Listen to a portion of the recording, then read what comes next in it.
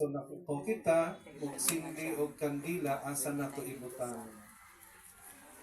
Ibutang nato sa lamesa na kung saan asa ang kahayag mo, Tanap. no, malapta, no, ang kahayag. Mauna siya ang purpose sang suga, no.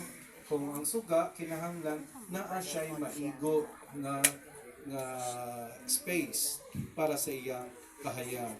Dili ka pwede na magsindi o kandila tapos ibutang mo siya sa ilalom sa imong kama, no? Kaya basi masunog, no? So ang purpose, yung kahayag, mauni siya ang kamatuuran. Kung kini kamatuuran, kini siya dili itago kundi ipakita, no?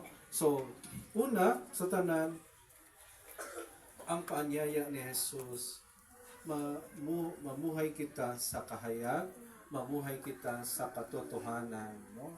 Or dili ta mamakak o dili ta